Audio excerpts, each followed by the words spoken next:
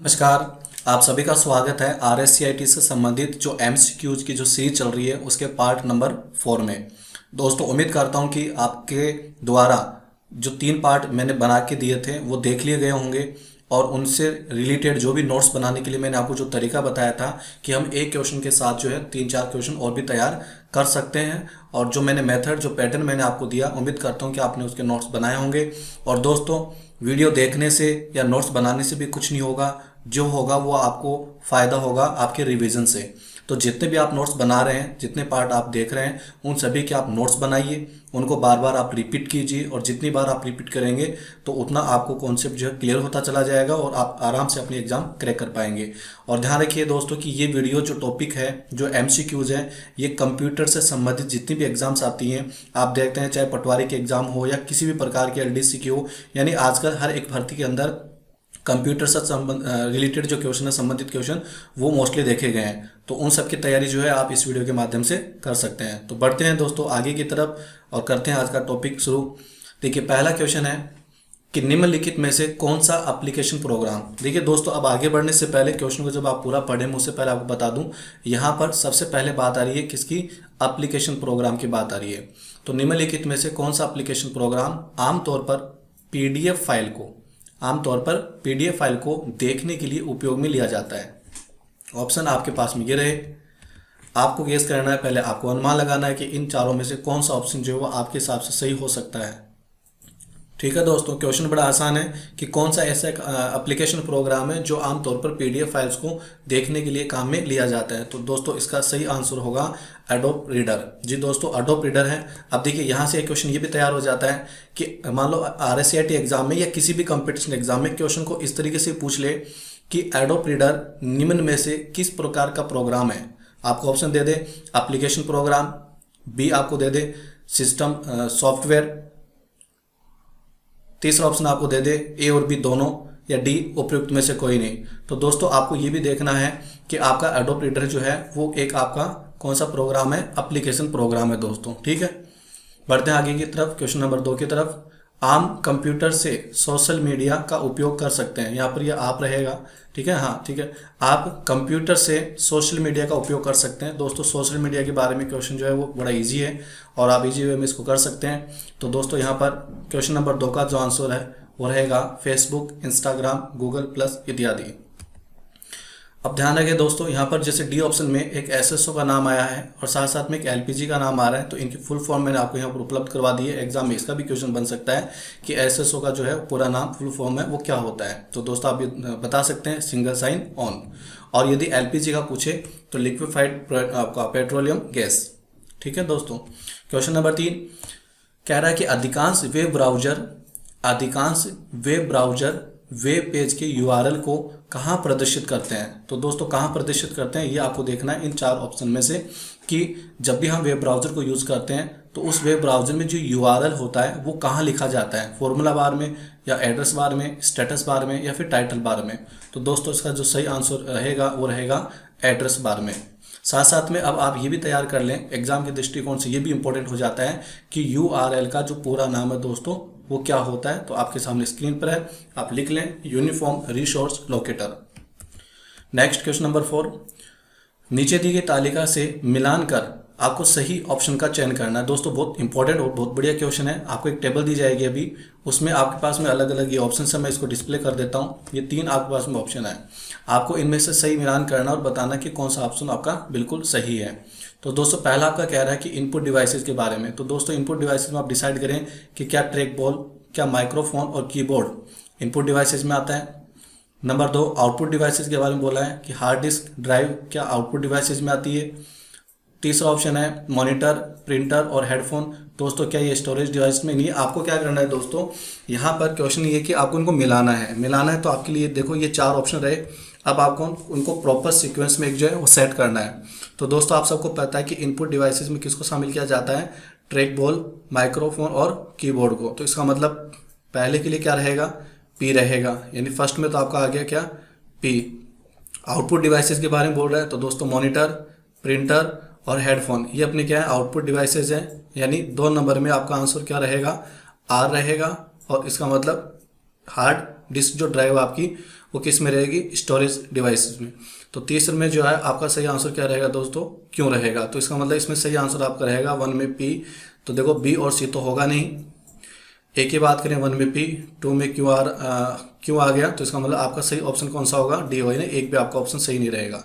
लेकिन दोस्तों अब ऑप्शन जो है वो डी तो सही हो गया, ये तो हमने पता लगा लिया। लेकिन देखो यहाँ से काफ़ी क्वेश्चन आप और भी तैयार कर सकते हैं। जैसे क्वेश्चन में आ जाए कि हार्ड डिस्क ड्राइव निम्न में से क्या है, हार्ड डिस्क ड्राइव निम्न में से क्या है। तो दोस्तों आपको 4 ऑप्शन इस तरीके से दिए जा सकते हैं कि इनपुट डिवाइस है, आउटपुट डिवाइस है, या स्टोरेज डिवाइस है, या उपयुक्त सभी।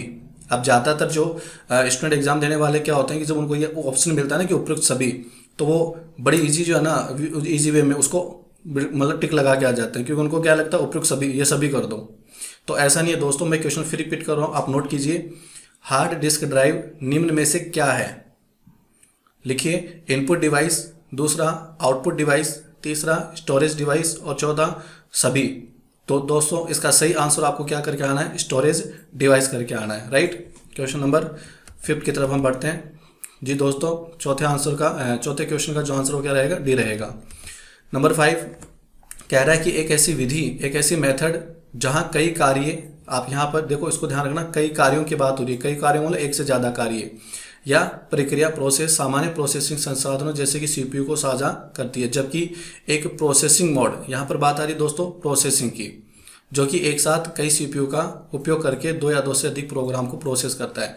दोस्तों यहाँ पर बात हो रही है एक से अधिक कार्यों की, और यहाँ पर बात हो रही है एक से अधिक प्रोसेसिंग की, ठीक है। तो यहाँ पर आपको जो है 4 ऑप्शन दिए जाएंगे। ये 4 ऑप्शन आपके सामने हैं। आपको बताना कि जब एक से अधिक कार्य होते हैं तो उसके लिए कौन सा वर्ड आप यूज़ करोगे, माइक्रोसॉफ्ट एज यूज़ करोगे, मल्टीटास्किंग आप यूज़ करोगे, विंडोज 10 आप यूज़ करोगे, या गूगल क्रोम। तो दोस्तों एक से अधिक कार्यों की बात हो रही है, तो एक से अधिक कार्यों में गूगल क्रोम का तो कोई मतलब ही नहीं है। विंडोज 10 की हम यहाँ पर बात नहीं करेंगे, ठीक है। तो ऑप्शन आपको ए और बी में से सिलेक्ट करना है, ठीक है। तो दोस्तों इसका सही जो आंसर है वो क्या होगा, बी होगा, क्योंकि एक से अधिक कार्यों की बात हो रही है तो उसमें मल्टीटास्किंग आ जाएगा। एक से अधिक प्रोसेस की बात हो रही है तो दोस्तों उसमें मल्टी प्रोसेसिंग आ जाएगा। तो क्वेश्चन नंबर 5 का जो सही आंसर है वो रहेगा बी। नेक्स्ट नंबर 6 कि राजमेघ क्या है, यानी आपको राजमेघ के बारे में बताना है कि राजमेघ इन चारों में से क्या है।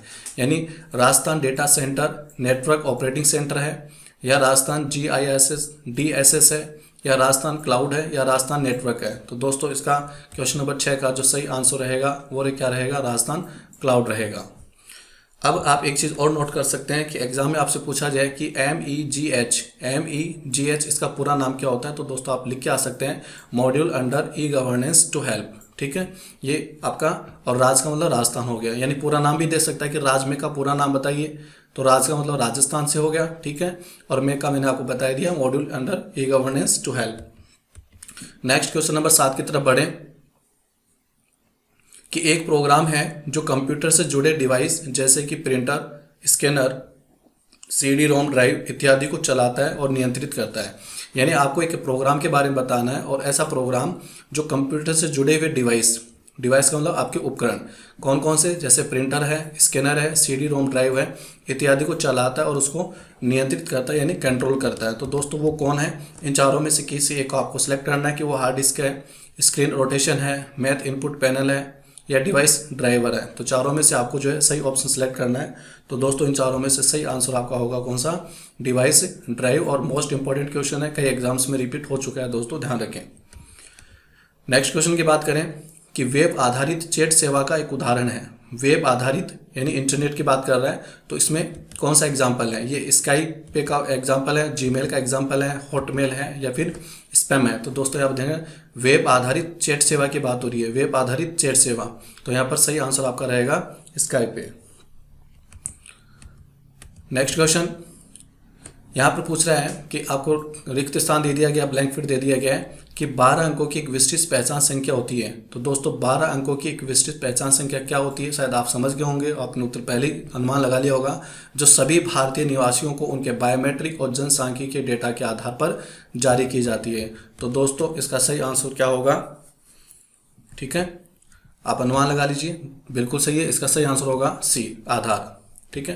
नेक्स्ट क्वेश्चन, IRCTC का पूरा नाम आपसे पूछा गया है। ये भी क्वेश्चन में कई बार जो है देखा गया RSCT एग्जाम में, विशेष रूप से IRCTC का पूरा नाम दोस्तों आपको बताना है कि इसका पूरा नाम Indian railway catering and tourism corporation होगा, या international rail communication and telecom corporation होगा, Indian rail common transportation corporation होगा, या फिर इनमें से कोई नहीं। तो दोस्तों इसका सही जो आंसर रहेगा क्वेश्चन नंबर 10 का, वो रहेगा Indian railway catering and tourism corporation, और यह रहेगा इसका इंग्लिश में, ठीक है, translation Indian railway catering and tourism corporation, ठीक है, IRCTC का पूरा नाम आप याद रखें।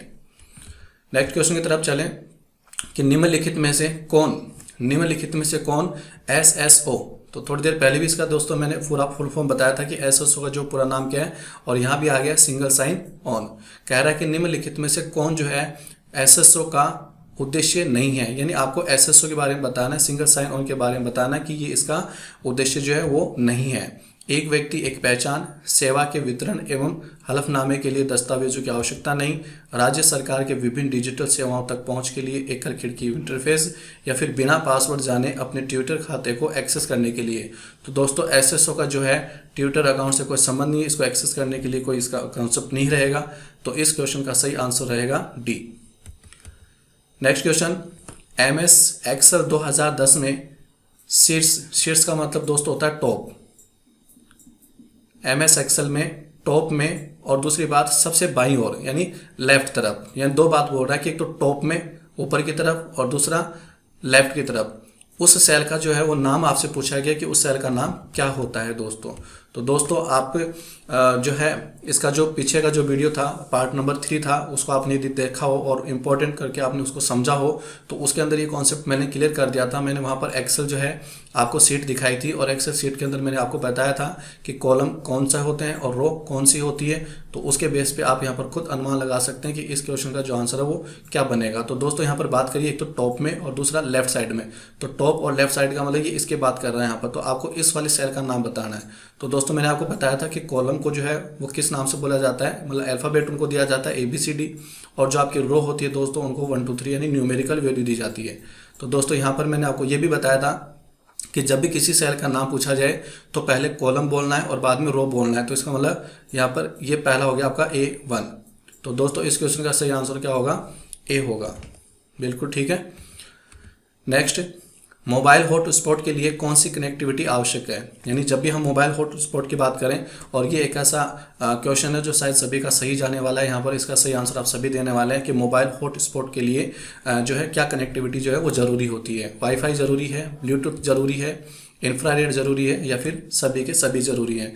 तो दोस्तों मैंने थोड़ी देर पहले एक बात बोली थी, मैं फिर रिपीट कर देता हूँ कि बहुत सारे एग्जामिनर ऐसे होते हैं, स्टूडेंट ऐसे होते हैं एग्जाम देने वाले, कि जब इस प्रकार के क्वेश्चन होते हैं और चौथा ऑप्शन होता है ना उपयुक्त सभी, तो वो उपयुक्त सभी के ऊपर जल्दी से टिक लगा के आते हैं, ठीक है। तो दोस्तों ऐसा कभी नहीं है कि जब उपयुक्त सभी मिले तो वो आंसर सही हो, इसके लिए आपको तीनों ऑप्शन जो है उनको भी ध्यान से देखना है।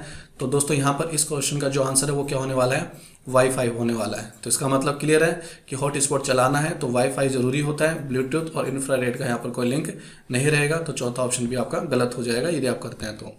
नेक्स्ट क्वेश्चन 14 कि मुक्त विश्व कोश है, मुक्त का मतलब यहाँ पर हो गया फ्री, ठीक है। तो दोस्तों एक ऐसी वेबसाइट है जो फ्री में आपको जो है काफ़ी ज़्यादा जानकारी उपलब्ध करवाती है। आपको उस साइट के बारे में बताना है कि वो गूगल है, विकीपीडिया है, विंग है या पेज रैंक है। तो दोस्तों इसका सही जो आंसर होगा इंसाइक्लोपीडिया, तो वो रहेगा आपका विकीपीडिया, ठीक है। तो इस क्वेश्चन को आप गलत मत कर देना कहीं आप गूगल करके आ जाए। नेक्स्ट क्वेश्चन 15, जब आप जीमेल का उपयोग करके ईमेल लिखते समय, जब आप जीमेल का उपयोग करते समय जब आप जीमेल का उपयोग करके ईमेल लिखते समय, तो दोस्तों यहाँ पर ध्यान रखें ईमेल लिखते समय अधूरा ईमेल बंद करते हैं, यानी आप किसी को मेल लिख रहे थे, मेल लिखते लिखते आपने उसको बीच में छोड़ दिया, बीच में आपने उसको बंद कर दिया, तो आपसे पूछा गया कि तो अधूरा ईमेल इसमें सहेजा जाएगा, यानी वो कहाँ पर सेव होगा, क्योंकि आपने मेल तो पूरा तो भेजा ही नहीं, आप मेल भेज रहे थे, मेल को आप लिख रहे थे, तैयार कर रहे थे, और उसी दौरान आपने उसको क्या किया, बीच में बंद कर दिया। तो दोस्तों ये बताना है कि वो कहाँ पर सेव होगा, किस रूप में सेव होगा। तो चार ऑप्शन आपके सामने इस प्रकार से रहे कि उसको CC के अंदर वो सहेजा जाएगा, मतलब सेव किया जाएगा, या BCC होगा, या अटैचमेंट होगा, या फिर ड्राफ्ट होगा। तो दोस्तों यहाँ पर इसका सही आंसर आपको क्या करना है, ड्राफ्ट करना है। नेक्स्ट क्वेश्चन नंबर 16, आमतौर पर 3 अंकों वाला, अब ध्यान दें दोस्तों, यहाँ पर ये कह रहा है कि 3 अंकों वाला सुरक्षा कोड होता है जो क्रेडिट कार्ड के पीछे प्रिंट होता है। ठीक है दोस्तों, तो क्रेडिट कार्ड के बारे में क्वेश्चन किया गया और पूछा क्या गया कि क्रेडिट कार्ड के बैक साइड में, पीछे की साइड में जो 3 अंकों का जो सुरक्षा वाला कोड होता है दोस्तों, जो है क्या नाम दिया गया, उसको क्या बोला जाता है। तो आपके सामने रहे ये 4 ऑप्शन। उसको ओटीपी बोला जाता है, या कार्ड नंबर कहा जाता है, या समाप्ति की तिथि एक्सपायर डेट की बात की जाती है, या फिर जो 3 अंकों का कोड है उसको CVV कहा जाता है। तो दोस्तों उसका सही जो आंसर है वो क्या रहेगा, CVV। अब दोस्तों यहाँ पर मैंने आपकी थोड़ी हेल्प के लिए एक इमेज यहाँ पर दिखाई है मतलब। तो यहाँ पर एक क्रेडिट कार्ड आपके सामने है और देखिए ये आपका फ्रंट साइड हो गया और यहाँ ये बैक साइड हो गया। तो बैक साइड में दोस्तों आप हमेशा ध्यान देना, आपने डेबिट कार्ड में या क्रेडिट कार्ड में देखा होगा इस तरीके से कि बाकी जो नंबर है, इन्फॉर्मेशन वो यहाँ पर हाइड होती है, कहीं भी दिखाई कुछ भी नहीं देगा। ठीक है, लेकिन लास्ट में 3 डिजिट आपको दिखाई देते हैं हमेशा। तो ये 3 डिजिट की बात यहाँ पर कर रहा है, उसका क्वेश्चन है जो आपका CVV संख्या होती है। नेक्स्ट, निम्न में से कौन मोबाइल वॉलेट का उदाहरण नहीं है, यानी आपको बताना है मोबाइल वॉलेट का उदाहरण नहीं है। ठीक है, मतलब 3 तो होंगे, बाकी एक नहीं है, वो आपको बताना है। तो दोस्तों ये ऑप्शन रहे कि इनमें से कौन सा ऐसा है जो मोबाइल वॉलेट का एग्जाम्पल नहीं है, मतलब 3 है जो नहीं है वो आपको बताना है। SBI, बड़ी, या भीम, पेटीएम, या फिर क्रेडिट कार्ड। तो दोस्तों इसका सही जो है आंसर क्या रहेगा, क्रेडिट कार्ड। बाकी ये जो 3 है दोस्तों आप नोट कर लें, यहाँ से भी एक क्वेश्चन बन सकता है। बाकी ये जो 3 है आपके वो क्या है, मोबाइल वॉलेट हैं, और ये एक आपका मोबाइल वॉलेट का प्रकार नहीं है, यानी सही आंसर हो गया आपका D।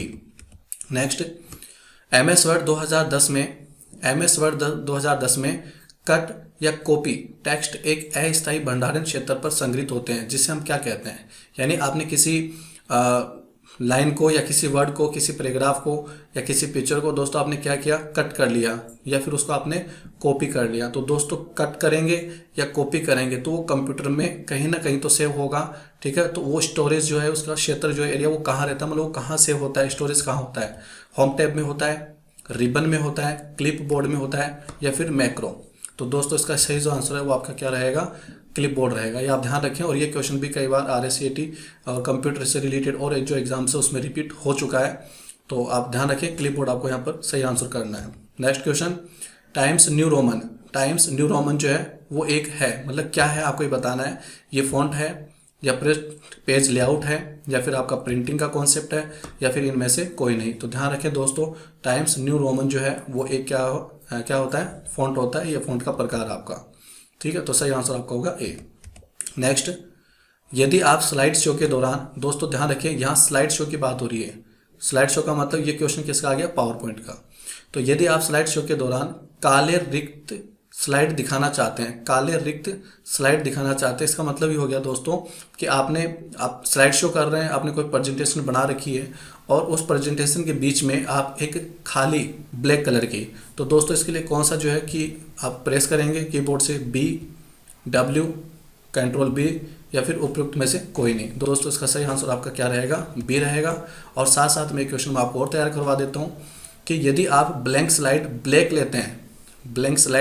ब्लैक लेते हैं तो दोस्तों B यूज़ करते हैं, और यदि आपको वाइट चाहिए, यानी ब्लैंक स्लाइड चाहिए लेकिन कैसी चाहिए, वाइट चाहिए, तो दोस्तों उसके लिए आपको क्या करना है, W बटन है वो प्रेस करना है। नेक्स्ट क्वेश्चन की बात करें कि MS Excel 2010 में निम्नलिखित विकल्प चयनित सेल को एक बड़ी सेल में परिवर्तित करता है और नए सेल की सामग्री को सेंटर में लाता है। तो इसके लिए दोस्तों हम रैप सेल यूज़ करते हैं, रीनेम का कॉन्सेप्ट यूज़ करते हैं, मर्ज एंड सेंटर करते हैं, या फिर अलाइनमेंट करते हैं। तो दोस्तों यहाँ पर ध्यान रखें कि नई सेल की सामग्री को सेंटर में लेके आता है और जितनी सेल हमने सेलेक्ट करी है उन सभी सेल्स को मिलाकर एक सेल में कन्वर्ट करता है। यानी जैसे 3, 4 या 5 सेल आपने एक साथ सेलेक्ट कर ली, फिर आप उस ऑप्शन का यूज़ करते हैं तो वो उन सभी सेल को मिलाकर एक सेल बना देगा, और जो भी आप टाइप करेंगे वो सेंटर में टाइप होता है। तो दोस्तों इस प्रकार की जो खास बात है वो किसकी रहती है, मर्ज एंड सेंटर की। तो इस प्रकार आपका C ऑप्शन इसका सही होगा।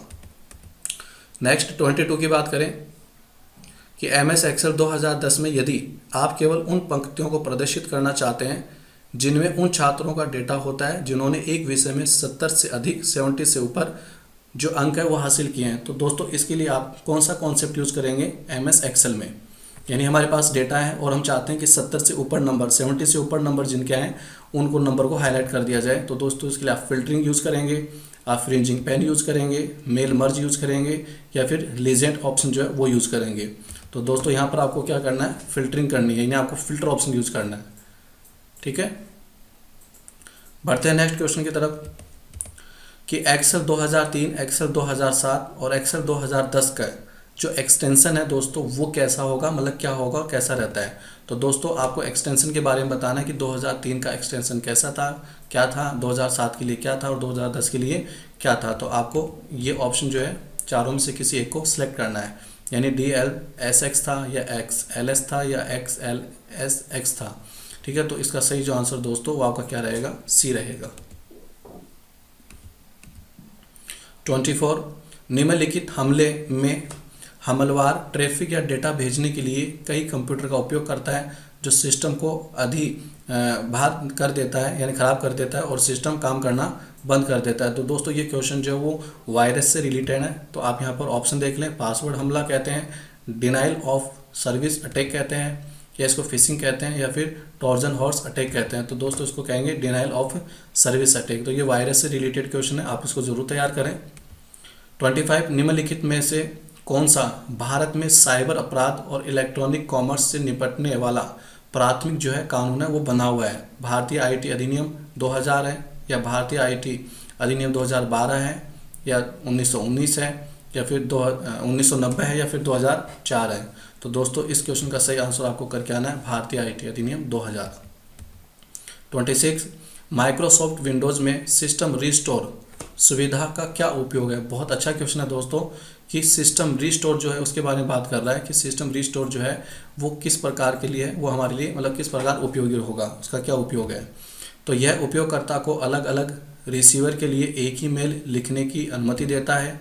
यह उपयोगकर्ता को अपने कंप्यूटर की स्थिति को समय के पिछले बिंदु पर वापस लाने की अनुमति देता है, जिसका उपयोग सिस्टम की खराबी या अन्य समस्याओं से उभरने के लिए किया जा सकता है। यह उपयोगकर्ता को एकल उपयोगकर्ता के लिए कई खाते बनाने की अनुमति देता है, या उपयुक्त में से कोई नहीं। तो दोस्तों ध्यान रखें, सिस्टम जो रीस्टोर ऑप्शन है दोस्तों, उसके लिए सही आंसर रहेगा यहाँ पर बी। ये उपयोगकर्ता को इस प्रकार की सुविधा देता है कि वो पीछे की डेट में जाकर, पीछे के टाइम में जाकर, जहाँ तक उसका सिस्टम सही था डेट और टाइम के अकॉर्डिंग, तो उसको वापस वो क्या कर सकता है, रीस्टोर कर सकता है। तो उसकी काफ़ी जो समस्या है वो सही हो सकती है। तो इसका सही आंसर रहेगा बी। नेक्स्ट, किसी दस्तावेज को मुद्रित करने से पहले, दस्तावेज का मतलब डॉक्यूमेंट, मुद्रित का मतलब उसको प्रिंट करने से पहले वह कैसा दिखाएगा, यह जांचने के लिए कौन सा कमांड उपयोग किया जा सकता है। यानी दोस्तों हम क्या चाहते हैं कि कोई भी डॉक्यूमेंट है वो प्रिंट होने से पहले, यानी हमें उसको प्रिंट नहीं करना है, हमें केवल ये देखना है कि यदि उसको प्रिंट किया जाए तो उसका प्रिंट होगा कैसा, वो कैसा दिखाई देगा। तो दोस्तों इसके लिए कौन सा ऑप्शन यूज़ किया जाएगा, आप बताइए। या तो file preview, B print pre print, या फिर प्रिंट प्रीव्यू, या फिर स्टैंडर्ड प्रीव्यू। तो दोस्तों इसका सही आंसर जो है वो होगा प्रिंट प्रीव्यू। नेक्स्ट, आप अपनी प्रस्तुति में सभी स्लाइड के थंबनेल को देख सकते हैं ताकि आप उन्हें आसानी से पुनर्व्यवस्थित कर सकें। तो दोस्तों इस सुविधा को, इस सिस्टम को हम जो है वो क्या नाम देंगे, स्लाइड शो व्यू कहेंगे, रिव्यू कहेंगे, एनिमेशन व्यू कहेंगे, या फिर स्लाइड शॉटर व्यू कहेंगे। तो दोस्तों इसका सही आंसर जो है फ्रेंड्स क्या रहेगा, slide shorter view. Next, control panel में अपीयरेंस और पर्सनलाइज कंप्यूटर सेटिंग, इसके लिए आप सही ऑप्शन क्या चूज़ करेंगे। उपयोगकर्ता को अपनी पसंद की तस्वीर को डेस्कटॉप बैकग्राउंड पर बदलने की अनुमति देता है। उपयोगकर्ता को स्क्रीन सेवर को बदलने का अनुमति देता है। उपयोगकर्ता को स्क्रीन रेजोल्यूशन और रंग गुणवत्ता को बदलने की अनुमति देता है, या उपयुक्त सभी। तो दोस्तों यदि आपने हमारा तीसरा पार्ट देखा है इस टॉपिक से रिलेटेड, तो उसमें आपने इस क्वेश्चन को देख लिया होगा और आपका सही आंसर यहाँ पर रहा होगा उपयुक्त सभी। नेक्स्ट, टेलीविज़न या प्रोजेक्टर को कंप्यूटर द्वारा उत्पन्न छवि को प्राप्त करने और प्रदर्शित करने की अनुमति कौन सा पोर्ट जो है वो देता है। इसका आपको सही ऑप्शन जो है वो यहाँ पर सिलेक्ट करता है। यानी इसके लिए हम VGA का कॉन्सेप्ट यूज़ करते हैं, या HDMI का कॉन्सेप्ट यूज़ करते हैं, या फिर इसको हम A और B दोनों सही मान लें। तो दोस्तों इसका सही जो आंसर रहेगा वो तो रहेगा ऑप्शन सी। साथ साथ में आपको थोड़ा सा मैं यहाँ पर ये बता देता हूँ कि VGA का फुल फॉर्म यदि आपसे पूछा जाए तो आप बता देना वीडियो ग्राफिक्स एरे, और यदि आपसे HDMI का पूरा नाम पूछा जाए तो आप लिख सकते हैं high definition multimedia interface. Next, निम्नलिखित में से कौन सा ऑप्टिकल डिस्क की श्रेणी में आता है। यानी दोस्तों आपको क्या बताना है कि कौन सा जो है वो ऑप्टिकल डिस्क की कैटेगरी में आता है। तो आपको जो है यहाँ पर सही ऑप्शन का चूज करना है, CDR, DVD या उपयुक्त सभी। तो दोस्तों इसका सही आंसर आपका क्या रहेगा, उपयुक्त सभी। यानी जो आपका CDR है, CDRW है या DVD है, तो दोस्तों ये तीनों ही आपके क्या है, ऑप्टिकल डिस्क है। साथ साथ में ये कुछ मैंने फुल फॉर्म्स आप लोगों के लिए रखी हैं कि यदि एग्ज़ाम में पूछ लें कि CD और R, केवल R लगा हुआ है, तो CDR का पूरा नाम क्या है, तो आप बता दें कॉम्पैक्ट डिस्क रिकॉर्डेबल। यदि CDRW के बारे में पूछा जाए तो कॉम्पैक्ट डिस्क री राइटेबल, और DVD के बारे में पूछा जाए तो डिजिटल वर्सटाइल डिस्क। ये आपको जो है फुल फॉर्म भी याद कर लेनी चाहिए। नेक्स्ट क्वेश्चन की तरफ बात करें तो दोस्तों कह रहा है कि इंटरनेट एक्सप्लोरर को विंडो 10 में माइक्रोसॉफ्ट एज वेब द्वारा प्रतिस्थापित किया गया। तो दोस्तों ये क्वेश्चन रिपीट हुआ है यहाँ तक का, और इसके बारे में जो है लास्ट जो वीडियो था उसमें भी इसके बारे में बात हुई थी, काफ़ी अच्छे तरीके से मैंने वहाँ पर एक्सप्लेन किया था। तो यदि आपने वो इसका पहला जो पार्ट वो नहीं देखा है, मतलब ये पार्ट नंबर 4 है, और यदि आपने,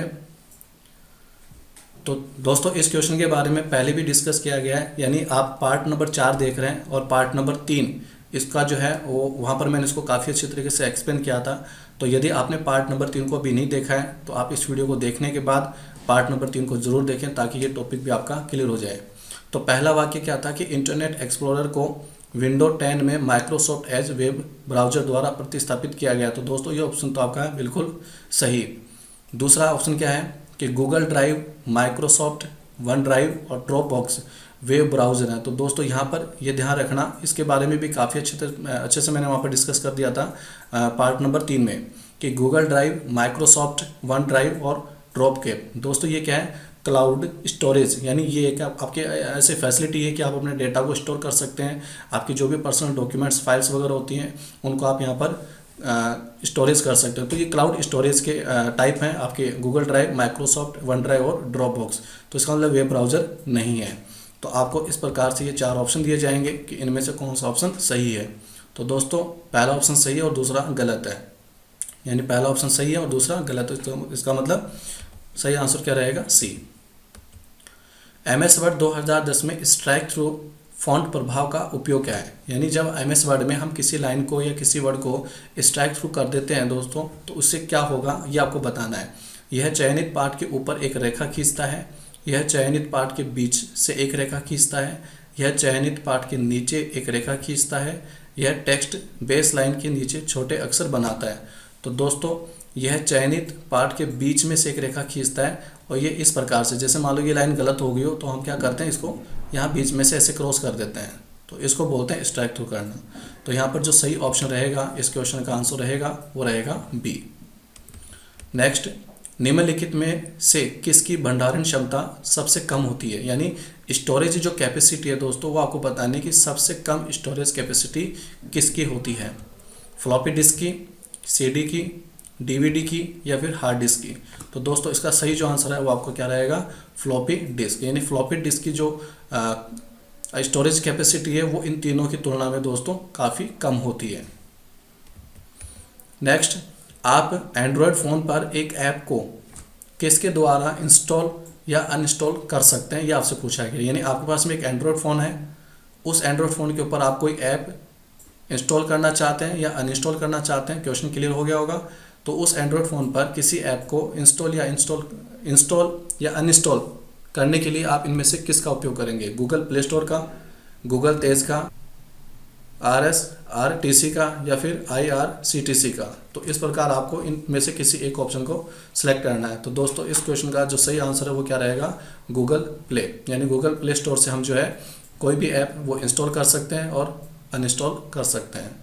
तो दोस्तों ये थे आपके आज के पार्ट नंबर 4 के 35 क्वेश्चंस, और इन्हीं के साथ जो भी एक्स्ट्रा क्वेश्चंस मैंने तैयार करवाने की कोशिश करी है आप उनको समझ गए होंगे, आपने उनको लिखा होगा और नोट्स आप ज़रूर बनाएं। और दोस्तों वीडियो यदि आपको वाकई में अच्छा लग रहा है, पसंद आ रहा है और कुछ इंपॉर्टेंट जानकारी आपको यहाँ पर मिल रही है, तो आप वीडियो को जो है लाइक भी करें, कमेंट आप ज़रूर करें और शेयर करना बिल्कुल भी ना भूलें, ताकि ज़्यादा से ज़्यादा कंप्यूटर से जुड़ी हुई जो एग्ज़ाम्स जो भी देते हैं उन तक ये वीडियो पहुँच सके और उनका भी जो इसका फ़ायदा उनको मिल सके। मिलते हैं जल्दी नेक्स्ट पार्ट में।